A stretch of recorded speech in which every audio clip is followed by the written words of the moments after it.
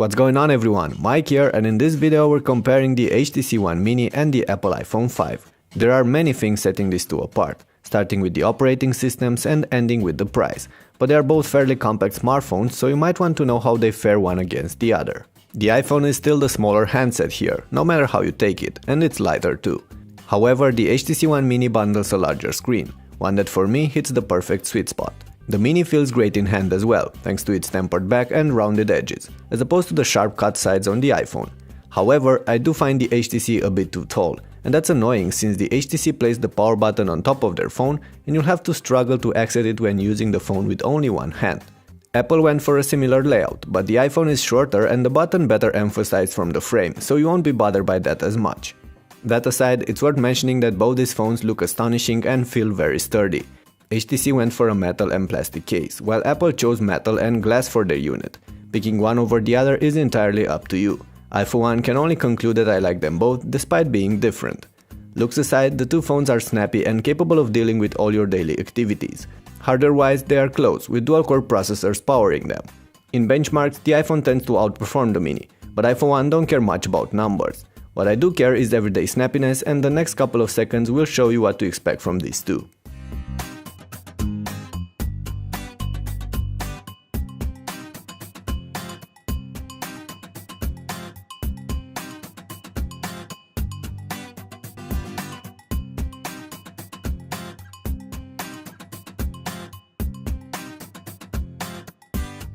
Bottom point, the HTC tends to lag behind the iPhone in most cases, but not by a great amount. Of course, when comparing daily performances, we're more or less having Android and iOS side by side.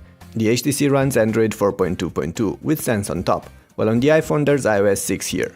We're not getting in depth, I'm pretty sure you're already familiar with this version of iOS and all the Apple pre-bundled apps. HTC's Sense on the other hand is nothing like vanilla Android, as HTC heavily tweaked their interface. The UI is fast and responsive, but for me Sense feels unintuitive, probably because I'm mostly used to a standard Android experience. I'll tell you more about that in my HTC One Mini review. That aside, the two phones can handle well all the basic tasks, from browsing and reading books to taking calls and chatting with your friends and multimedia activities. The larger screen on the Mini makes it more suitable for videos and even for gaming, although Android still has to catch up to iOS in terms of high-quality third-party apps, including games. What really sets this apart are the speakers. We have front-facing stereo speakers on the HTC One Mini, the so-called boom sound speakers with Beats audio support, while on the iPhone there's a single speaker placed behind the right puncture grill on the lower lip of the device. It doesn't sound bad and it's pretty punchy, but definitely the iPhone 5 is not a match for the HTC One Mini in terms of audio quality.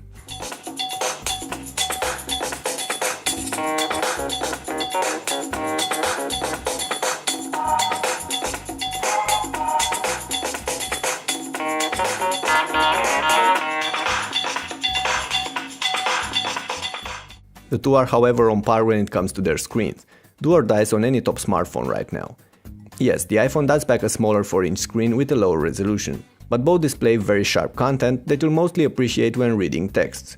Besides that, the two paint lively and natural looking colors, are bright enough even for outside use and offer great viewing angles.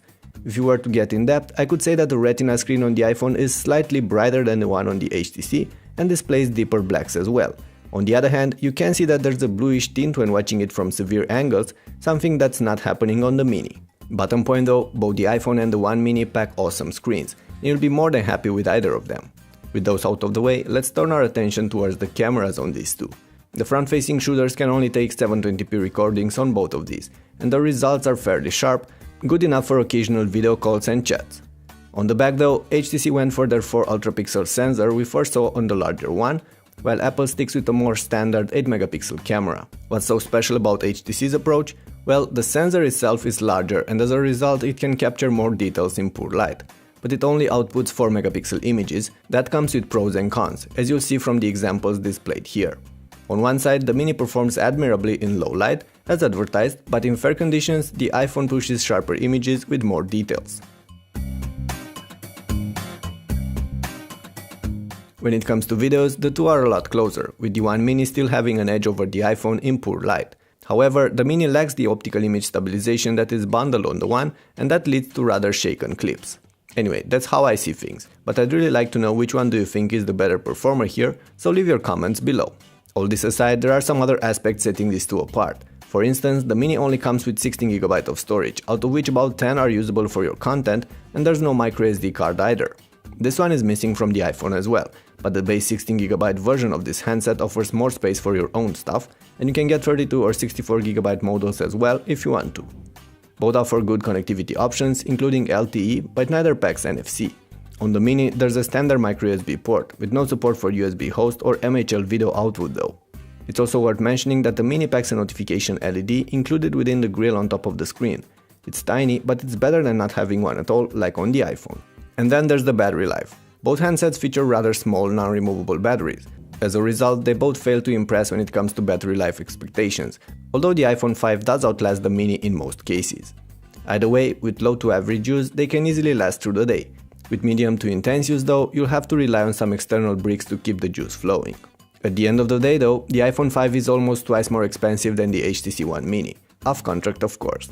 With contracts, the gap is smaller, but no matter how you take it, the HTC does offer plenty for the money. The iPhone 5 has aces down its sleeve. It's slicker, lighter, faster, packs the overall superior camera and is backed up by the entire iOS ecosystem. But if you're okay with Android, and there are very few reasons why you shouldn't be, and want a good and rather compact handset, the Mini should definitely be on your list, right next to the Samsung Galaxy S4 Mini. But we'll talk more about this in some future clips. For now, it's time to wrap this up. Thank you for watching and feel free to hit the thumbs up button if you enjoyed the video, share it around wherever possible, and of course, subscribe for my next updates. And as always, let me know in the comments down below what do you think about these phones and which one would you choose between them. I'll be around to reply and I'll catch you later.